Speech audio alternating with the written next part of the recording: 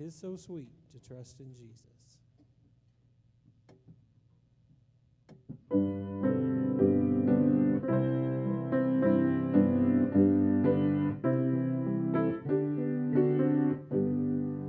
Tis so sweet to trust in Jesus, just to take him at his word, just to rest upon his promise, just to know thus saith the Lord. Jesus, Jesus, how I trust him, how I proved him more and more. Jesus, Jesus, precious Jesus, oh, for grace to trust him more. Oh, how sweet to trust in Jesus, just to trust his cleansing blood, just in simple faith to plunge me beneath the healing, cleansing flood. Jesus, Jesus, how I trust him, how I proved him more and more. Jesus, Jesus, precious Jesus, oh, for grace to trust him more.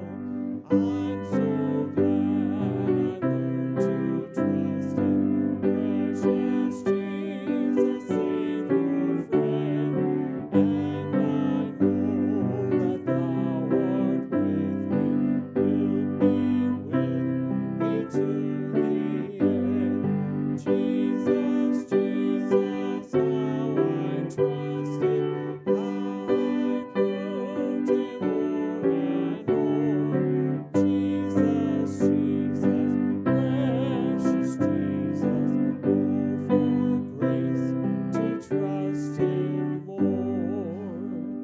And just a closer walk with thee.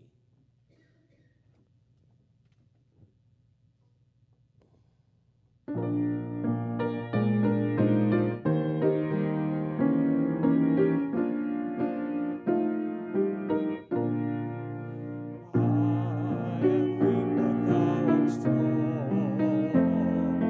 Jesus, keep me from all wrong.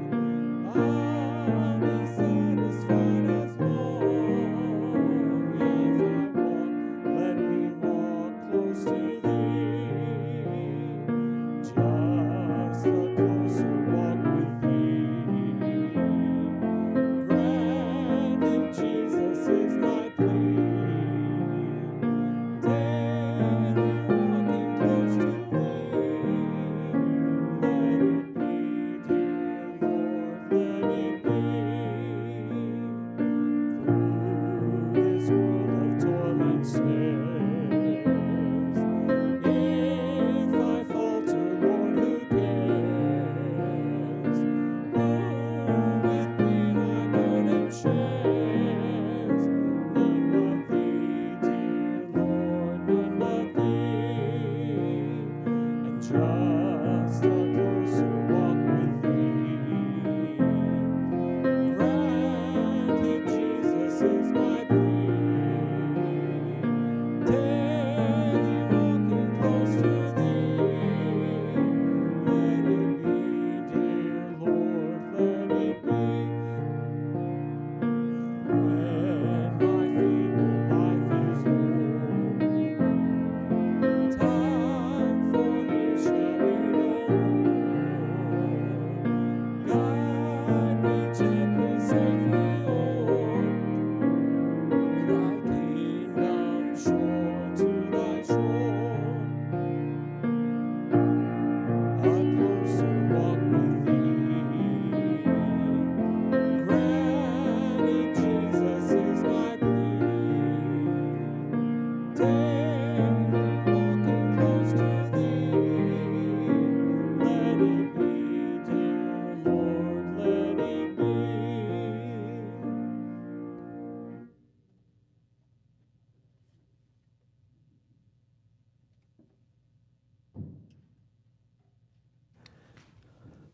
Well, good evening. I forgot to get my mic on. So just to let you all know, I don't know whether because I wasn't here Sunday. I went ahead and took another teaching job. It's out at Canadian Valley Technology Center. I'll be teaching physics and pre-engineering stuff. It is kind of funny. Celia, she saw it and then waited 3 or 4 days to tell me that they were looking for someone, and I just thought, it won't hurt to send. And then I started opening up stuff, and I had applied there 4 or 5 years ago for a chemistry position, and so I just sent it. I didn't look at it much, and turns out that my teaching certificate the date was no longer valid, and none of my references they could get a hold of because they've changed schools or moved here and there. And even with all of that, they called me, and anyway, I accepted. I tell everyone they made me an offer I couldn't refuse. So, and then we had, I was supposed to report, I forgot what date it is, 26 or something like that on a Monday, or 28th, whatever that Monday is. And then I got an email from them. They wanted me to start this past Monday because I have to do some training. So I've already worked 3 days, so my retirement didn't last very long. But anyway, 2 weeks from now, I will not be here on Wednesday night. I will not be here Sunday. We went up to Branson and saw Esther and some other things this last weekend, and then this weekend we're also going to take off and go somewhere. Just we have 2 weekends for a vacation because I don't have time to do anything else because I have to go back to work. No, it'll be basically school year the same. It's a little longer, but not much. But anyway, I can tell you more about it after we're done. So what was your favorite thing you read about this week? Something you learned about God? Or a verse that stood out to you? A lot of reading? Yes, there were some long passages. Nothing like that one day that we had, 3 verses, and that was it. One psalm, and it was just... Nobody?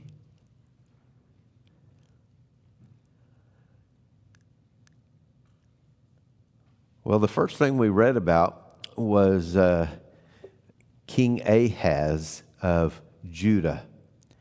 And one of the things that happened was that God allowed Judah to fall to Israel. And Israel was led by a man named king named Pekah. So why would God allow Judah to fall under an evil king like King Pekah?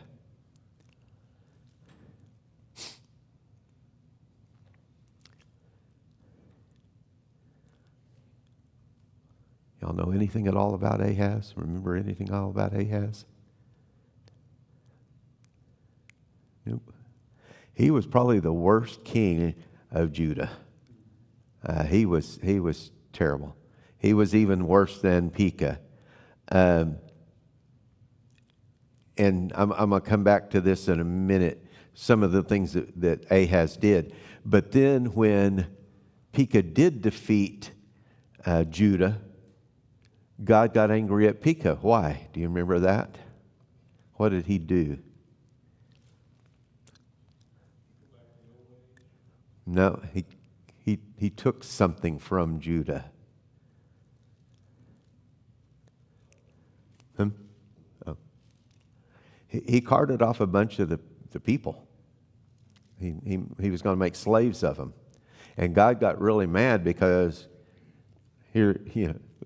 these are all part of the children of Abraham, the sons of they were closely related, and here he was going to make slaves of them. And basically God said, no, you're not. And he sent a prophet to King Pekah, and so Pekah repented, let the people go back, even take the belongings that they had, let them go back to Judah. But what were some of the things that Ahaz did? Do you remember any of the things? There was several. He was, like I said, he was probably the worst king of Judah.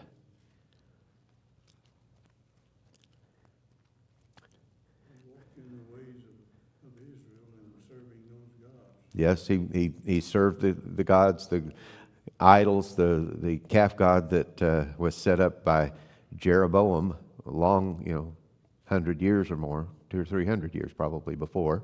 He also burned his children in the fire. He burned his children in the fire. He was defeated by Damascus, and so he was taken to Damascus, and when he got there, he saw this huge altar that they were using in their worship. And he came and he moved the altar in Jerusalem, moved the altar to the side of the temple, and built this big one and started having sacrifices offered on it. And the biggest thing is he closed the doors to the temple. Can you imagine? Shut the doors, wouldn't let anyone go in and worship. And he set up altars all over Israel. Like I think what she said, it was kind of like Starbucks. They were on every corner. And people could just go wherever they wanted and offer to these other gods. There was a priest at that time period. His name was Uriah. Not to be confused with Uriah the Hittite, that the husband of Bathsheba. Okay, this is a different Uriah. What happened when Ahaz came back and wanted to build this big altar and offer sacrifices on it? What did Uriah do? You remember?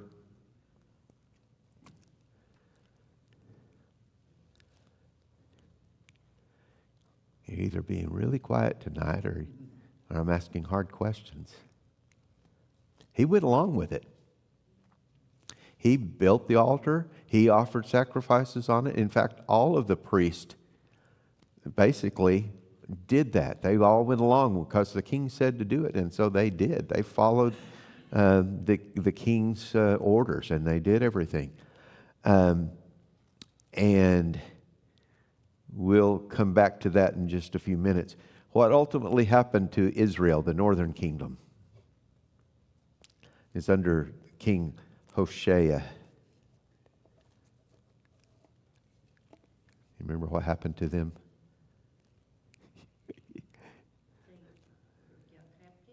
Yes, by who? Starts with an A.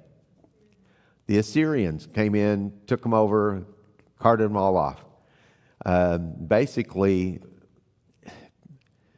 wiped them out, and then took all of the people except maybe the poorest people. They took everybody else out of the country and brought new people in to live there.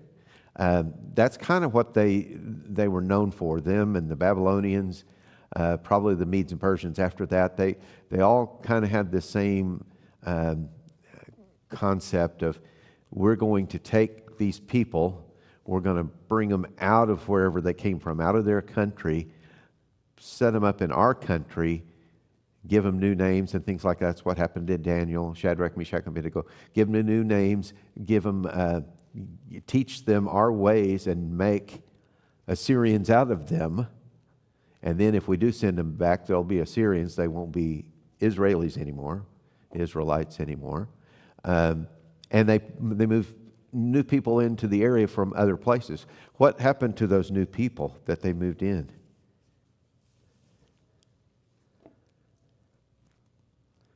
It was not good.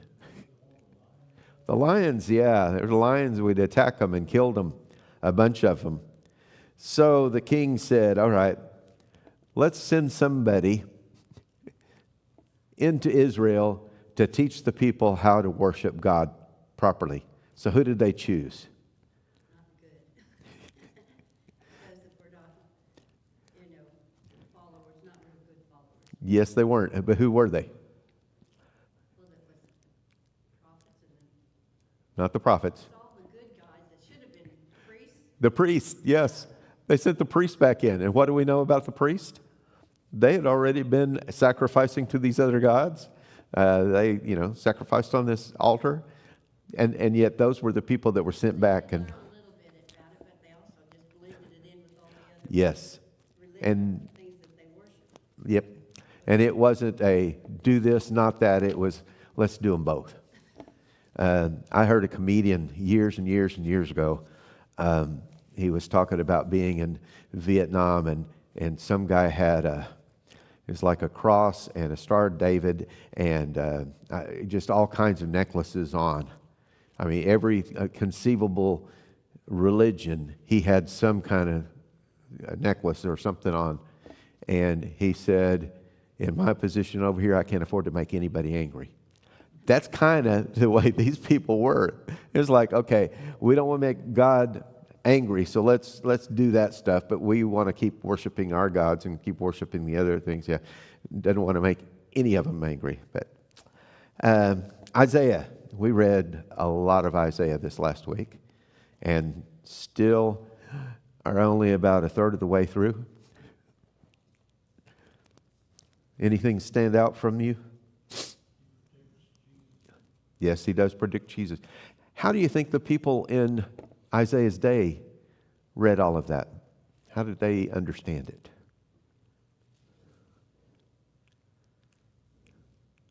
Because some of it is very veiled. It's hard. We look. They always say, hindsight is 20/20, and we're looking back on it and we say, oh, that's definitely about Jesus. Some of the things I think that they truly understood were about the Messiah, whoever that was. Some of the things I think they thought probably were about the leadership that was there at the time. And some of them, they probably had no idea what it was talking about, what Isaiah was saying or meaning by that. One of the things he talked about, one of the passages, talked about the day star or the morning star. Who was that a reference to?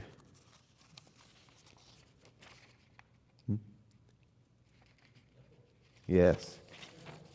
The devil, Satan, Lucifer. In fact, some translations have the word Lucifer in there, which means morning star, day star, one of those. I don't remember which. Or it might be just whichever way you translate it. Do you remember why he was thrown out of heaven? What the passage says?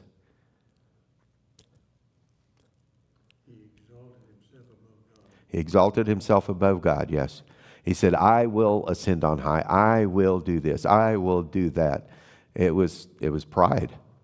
And we have to be very, very careful because pride is easy for us to get caught up in. And it is definitely a sin. There were a lot of prophecies against Egypt and Assyria, but then toward the end of what we read this past week, those prophecies against Egypt and Assyria both changed. Do you remember how? That was just I think it was yesterday or the day before.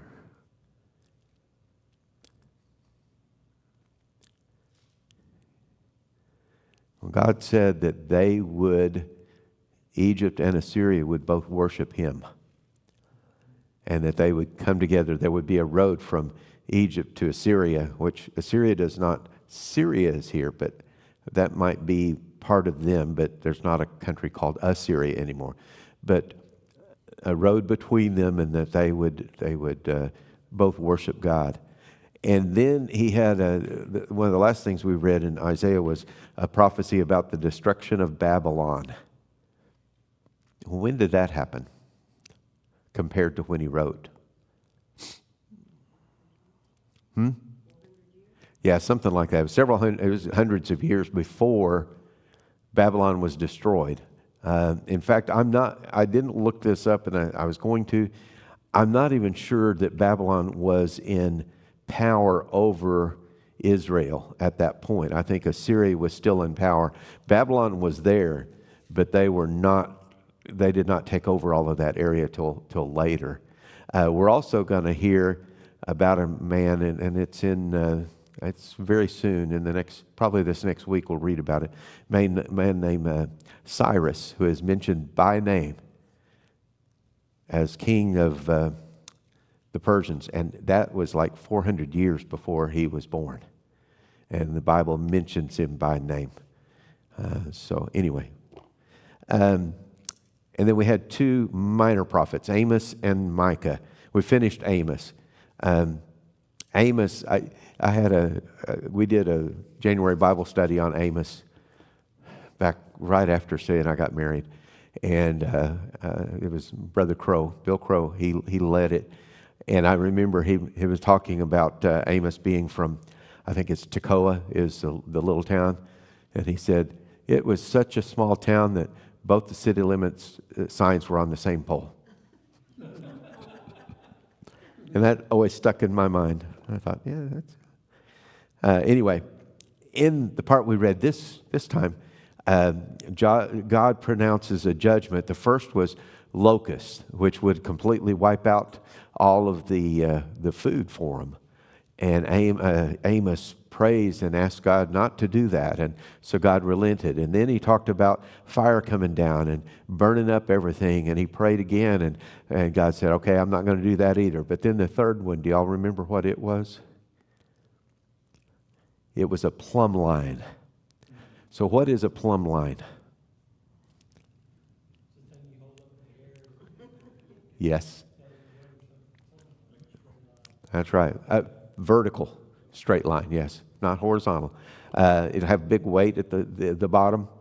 What's it called? Do you know? Is the plumb bob? Okay. And a string, and you just hold it up, and the gravity pulls it straight down, and you can put it against the wall, and then you can make sure that your walls are straight. Which, yeah, I've been in. We used to own a house that didn't. I don't think it had a straight wall in the whole house. But anyway, what did the plumb line represent? You remember? I know she talked about this as well. It's kind of like drawing a line in the sand. It was going to divide the country, and these people over here would be destroyed, and these people over here would be the remnant that would survive. And so God was, even in his anger and punishment of people, he always, because it's Judah and Israel, he always had a remnant. And I mean, even we'll talk later, and I think it's yeah, I was going to say, I think I know. I don't remember which prophet, but one of the prophets is told to cut off some of his hair, and a third of it he's to slice it up, and a third of it burn, and a third of it blow into the wind, and talked about how all of these different things would happen, but he took a few and stuck it inside his sash, because God always has a remnant. He always protects some of his people. So keep that in mind. And then the last minor prophet we read was Micah. Do you remember who he prophesied against? Which nation? Israel or Judah? Or both? Yeah. Yeah. He preached against Samaria and Jerusalem, which are the capitals. So he basically prophesied against both. And there were a lot of prophets running around prophesying peace. And God was angry with them. Why? Do you remember that verse?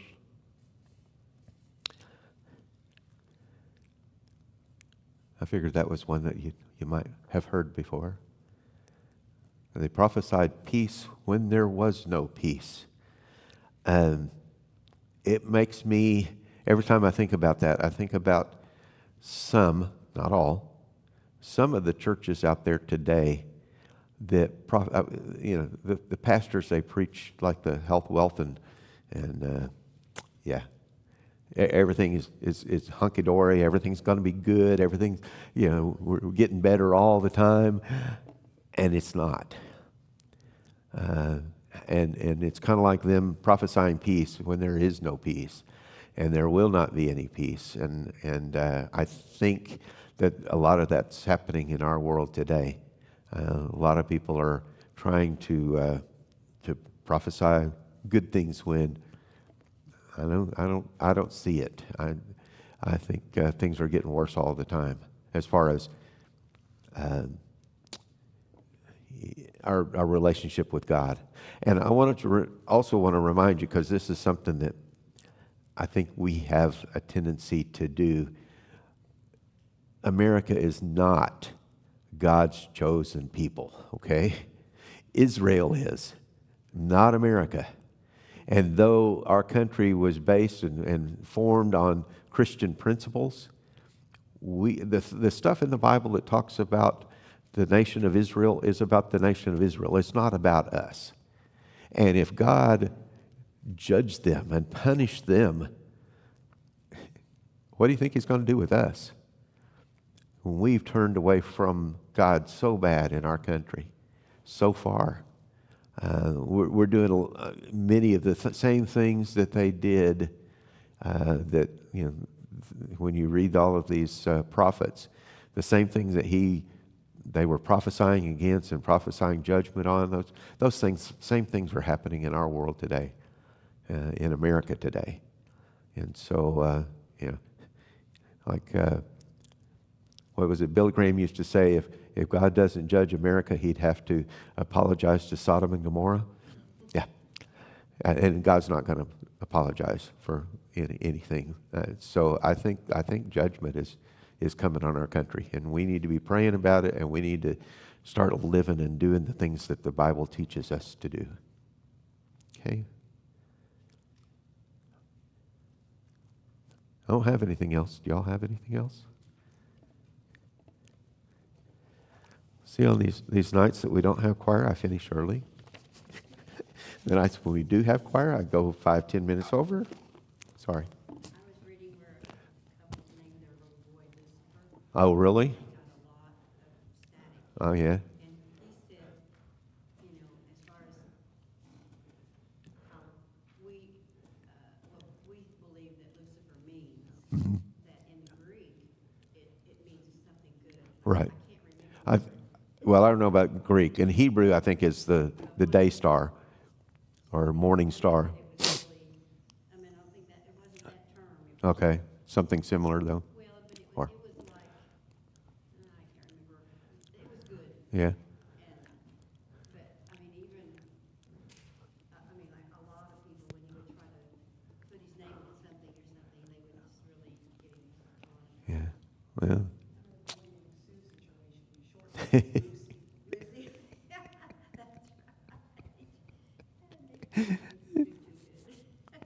Well, it's very similar to how you don't ever name your daughter Jezebel either, right? All right. Well, let's join hands and we will sing our dismissal chorus.